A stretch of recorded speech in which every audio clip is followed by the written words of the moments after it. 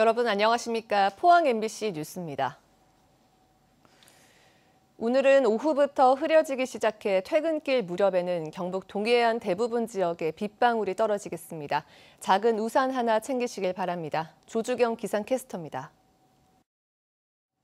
미세먼지가 물러가고 있습니다. 남쪽에서 불어오는 바람으로 어제 나쁨 수준까지 오른 포항과 경주에서는 이미 보통 단계를 회복했고요. 오늘 저녁부터는 비까지 내리면서 맑은 공기를 되찾겠습니다. 오늘 예상되는 비의 양은 5에서 10mm 안팎에 그치겠지만 내일은 비바람이 강해질 것으로 예상됩니다. 비 피해 없도록 미리 대비해 두시는 게 좋겠습니다. 내일 오전부터는 경북 동해안 전 지역에 강풍주의보가 내려지겠고요. 동해 남부 해상에서는 풍랑특보가 내려질 전망입니다. 이어서 자세한 지역별 날씨 보시면 오늘 경북 동해안의 하늘은 오후부터 흐리겠고 저녁 무렵부터는 비가 내리기 시작하겠습니다. 낮 최고 기온은 21도에서 23도까지 오르면서 평년 기온을 훌쩍 웃돌겠습니다. 울릉도와 독도의 하늘은 구름 많겠습니다. 낮 최고 기온은 울릉도와 독도 20도에 머무르겠습니다. 동해 중부 해상에서는 오늘 오전부터 비가 내리는 곳이 있겠고 동해 남부 해상에서는 오후부터 흐려지기 시작해 비를 뿌리겠습니다. 바다의 물결은 동해 전해상에서 0.5에서 최고 2m까지 일겠습니다. 이번 비가 내리고 난 다음엔 다시 찬 공기가 내려오면서 기온을 끌어내리겠습니다. 토요일 포항의 아침 기온은 7도까지 뚝 떨어지면서 다시 쌀쌀하겠습니다. 날씨였습니다. 포항 융합기술산업지구에선 그린백신 실증지원센터 기공식이 최근 열렸는데요. 이번 행사가 갖는 의미는 상당합니다. 공공 영역에서 처음 시도되는 식물 백신 연구 지원 시설이기 때문입니다. 식물 백신은 무엇이고 관련 연구가 왜 중요한지 이규설 기자가 설명해 드립니다. 우리 사회를 지켜줄 10대 미래 유망 기술로 전 세계가 주목하고 있는 식물 백신. 항원으로 작용할 수 있는 단백질만 만들 수 있는 유전자를 식물에 넣어 식물이 만들도록 하는 원리로 기존의 대장균이나 동물 세포를 활용하는 것보다 빠르고 안전하게 백신 생산이 가능합니다. 2015년 서아프리카를 떨게 했던 에볼라 사태를 잠재운 치료제 지맵이 바로 식물 백신입니다. 식물을 대량으로 키워서 유전자만 주입하는 거기 때문에 일단 빠르고요. 일단 바이러스를 만드는 게 아니기 때문에 굉장히 안전하게 생산을 할 수가 있습니다. 효과도 좋고. 내년 6월 준공되는 그린백신 실증지원센터는 국내 최초로 시도되는 식물 백신 연구 지원 시설입니다. 이 시설이 포항에 들어선 데는 그만한 이유가 있습니다. 포항 테크노파크 입주기업 바이오앱은 이미 담뱃잎을 활용한 돼지열병 백신 개발에 성공했고 코로나19 백신도 개발 중인데 동물 실험에서 상당히 좋은 결과를 얻었습니다. 이 시설이 좀 빨리 완공이 되면 저희 바이오앱에서 개발하는 코로나 백신을 여기에서 실증처럼 생산을 해서 임상 1상 정도는 정말 여기서 생산을 해보고 싶은 그런 욕심이 있고요. 포스텍은 또 단백질 정제 기술 등 식물 백신 원천 기술을 보유하고 있고 MBM, 툴젠, 바이오컴 등 다른 벤처 기업도 상당한 기술력을 가지고 있습니다. 이 연구소가 만들어짐으로써 완전히 위치를 선점을 하고 그런 산업을 선도해 나갈 수 있는 그런 기반이 갖춰진다고 생각합니다. 포항 융합기술산업지구에는 그린백신 실증지원센터 이외에도 바이오산업 혁신성장 플랫폼인 포항지식산업센터와 세포막 단백질 연구소가 함께 구축됩니다. 제가 서 있는 이곳이 바로 그린백신 실증지원센터이고 제 뒤로 보이는 건물이 바로 세포막 단백질 연구소입니다. 연구소가 이렇게 가까이 붙어 있어서 시너지 효과를 기대할 수 있습니다. 신약 전문가들은 식물 백신 기반의 지역 바이오 기업들이 제2의 제넥신이나 셀트리온이 될 수 있는 가능성도 있다며 미래 가치를 높게 평가하고 있습니다. MBC 뉴스 이규설입니다. 동남권 신공항 대안으로 추진했던 김해공항 확장이 안전상의 이유 등으로 백지화 수순을 밟게 됐습니다. 정부 결정에 승복해 밀양을 포기하고 대구 경북 통합 신공항으로 계획을 수정한 대구 경북 입장에서는 뒤통수를 맞은 건데 후폭풍이 만만치 않습니다. 윤태호 기자입니다. 김해 신공항 타당성을 10개월 동안 검증한 국무총리실 산하 검증위원회의 결론은 김해공항 확장이 적절하지 않다는 것으로 사실상 백지화입니다. 최소한의 역할을 감당할 수 있으나 미래 예상되는 제반 변화를 수용하여 대비하는 기능은 제한적일 수밖에 없는 한계를 가지고 있다고 판단하였습니다. 검증위가 문제 삼은 핵심 내용은 2016년 6월 정부가 동남권 신공항을 김해공항 확장으로 결론 낼 때 절차를 지키지 않았다는 겁니다. 비행기가 착륙할 때 공항 주변 산과 충돌할 위험이 있는데도 부산시와 협의하지 않았다는 겁니다. 진입표면 높이 이상의 장애물에 대해서는 절취를 전제해야 하나 이를 고려하지 않아서 결과적으로 법의 취지에 위배되는 오류가 있었다고. 부산시와 부산 지역 정치권은 벌써 가덕도 신공항을 기정사실로 하며 정부를 압박하고 있습니다. 정부 결정을 지킨다는 원칙에 따라 밀양을 포기하고 대구 경북 통합신공항으로 계획을 수정한 대구시와 경상북도는 절대로 용납할 수 없다며 강하게 반발하고 있습니다. 권영진 대구시장과 이철우 경상북도지사는 공동 입장문을 통해 안전에 문제가 있다면 보완해서 추진하는 것이 당연한데 선거를 의식해 원칙을 깨물어서 영남권을 다시 갈등과 분열로 몰아넣고 있다고 비난했습니다. 그러면서 정치적 상황에 따라 언제든지 국가정책을 뒤집을 수 있다는 나쁜 선례를 남기게 된다며 김해 신공항 건설 사업을 계획대로 추진하고 앞으로 진행하는 모든 절차를 영남권 5개 시도와 합의하라고 촉구했습니다. 김해공항 확장을 폐기하고 다른 데로 간다 그러면 우리도 거기에 상응하는 거를 내놔라고 강하게 해야 되죠. 반대를 하면서. 국민의힘 대구 경북 국회의원들도 김해공항에 문제가 있다면 원점에서 다시 검토해야 한다면서 가덕도 신공항을 다시 추진하는 것은 선거를 염두에 둔 정치적 야합이라며 강력 대응에 나설 방침입니다. MBC 뉴스 윤태호입니다. 영덕군에 있는 장례식장에서 코로나19 확진 환자 감염이 잇따라 발생하면서 보건당국의 방역에 비상이 걸렸습니다. 영덕군은 지난 13일 서울시 송파구 480번 확진자가 영덕군에 있는 장례식장을 방문했는데 접촉자 37명을 검사한 결과 어제 4명이 코로나19 확진 판정을 받았다고 밝혔습니다.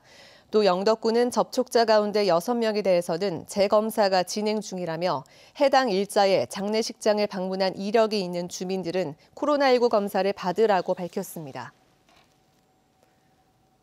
앞서 보도한 영덕군 장례식장과 관련해 포항 모 고등학교 2학년 학생도 지난 13일 장례식장에 방문한 뒤 어제 확진 판정을 받아 학교 내 집단 감염 우려가 커지고 있습니다.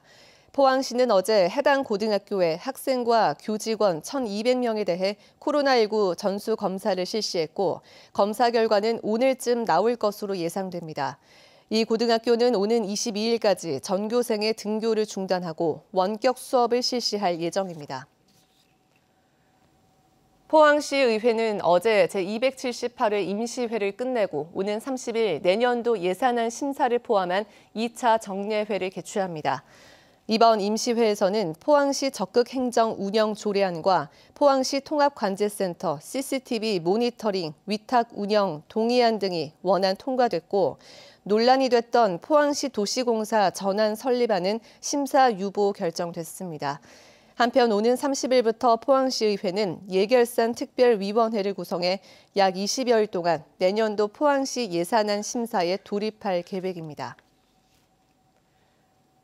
지진 피해를 본 포항 시민들이 내년도 정부 예산에 지역경제 활성화 예산 반영을 요구하는 집회를 개최합니다.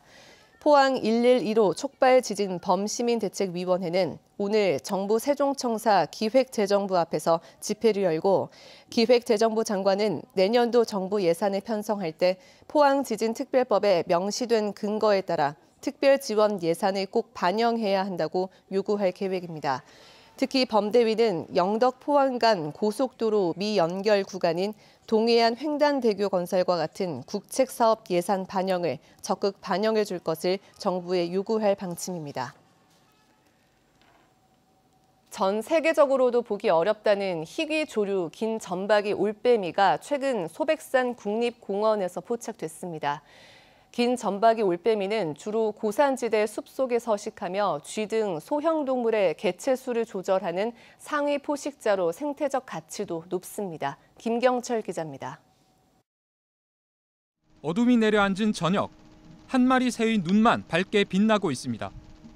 새는 둥지 위에 홀로 앉아 고개를 이리저리 돌리며 먹이를 찾기도 합니다. 최근 소백산에서 발견된 긴점박이 올빼미입니다.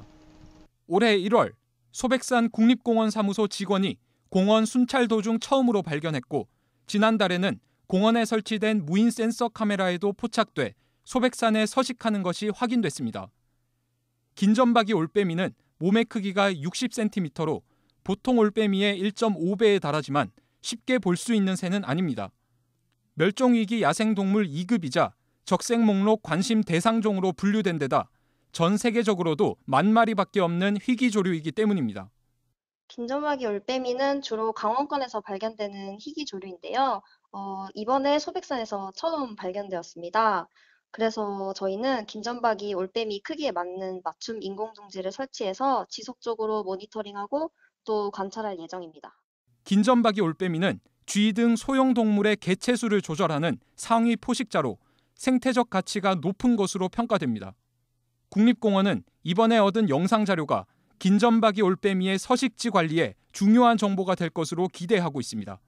MBC 뉴스 김경철입니다. 하늘을 나는 드론 택시가 그제 대구 도심 위를 날았습니다. 이젠 사람을 구조하고 물건을 배송하는 데도 쓰이는 드론을 정부는 5년 안에 도심 교통수단으로 상용화하겠다는 계획입니다. 손은민 기자가 현장 취재했습니다. 열화상 카메라가 달린 드론이 날아오르더니 물에 빠진 구조자를 바로 찾아냅니다. 구조 신호를 보내고 있고 신호를 드론으로부터 받은 구조대가 지금 상황이 펼쳐지고 있는 거고. 도서관에서 책을 배달하고 공사장과 하천 위를 날며 실시간으로 오염을 감지합니다. 이번에는 16개 프로펠러가 달린 헬기 모양의 커다란 기체가 수성못 상공으로 날아오릅니다. 자, 이륙하고 있죠. 여러분 박수 부탁드리겠습니다. 사람을 태울 수 있는 드론 택시입니다. 드론 택시는 30m 고도에서 수성못 위를 7분 동안 비행했습니다. 다만 안전을 고려해 사람 대신 구조 장비가 실렸습니다.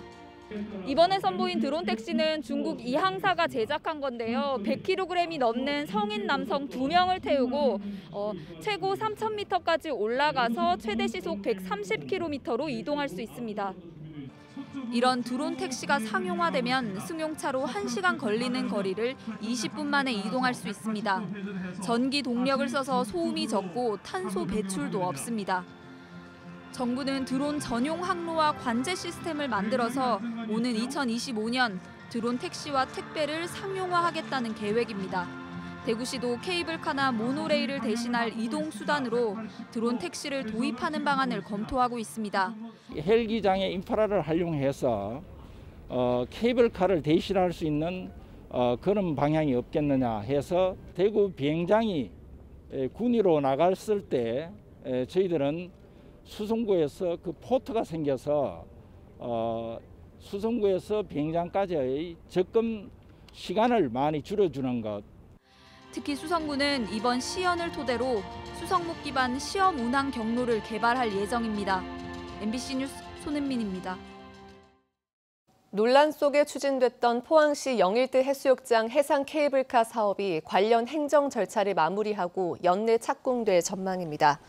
포항시는 총 사업비 798억 원을 들여 영일대 해수욕장 인근 여객터미널에서 환호공원까지 1.8km 구간에 해상 케이블카를 설치하기로 하고 다음 달 중순쯤 착공식을 개최할 계획입니다.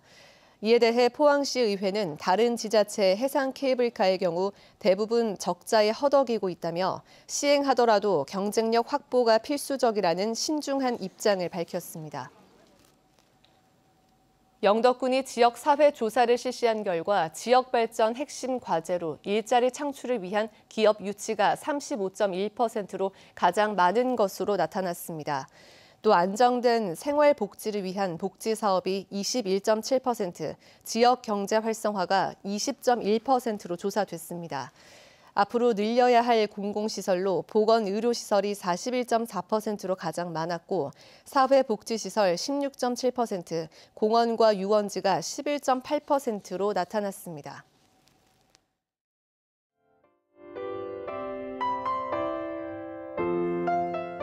미세먼지가 물러가고 있습니다. 남쪽에서 불어오는 바람으로 어제 나쁨 수준까지 오른 포항과 경주에서는 이미 보통 단계를 회복했고요. 오늘 저녁부터는 비까지 내리면서 맑은 공기를 되찾겠습니다. 오늘 예상되는 비의 양은 5에서 10mm 안팎에 그치겠지만 내일은 비바람이 강해질 것으로 예상됩니다. 비 피해 없도록 미리 대비해 두시는 게 좋겠습니다. 내일 오전부터는 경북 동해안 전 지역에 강풍주의보가 내려지겠고요. 동해 남부 해상에서는 풍랑특보가 내려질 전망입니다.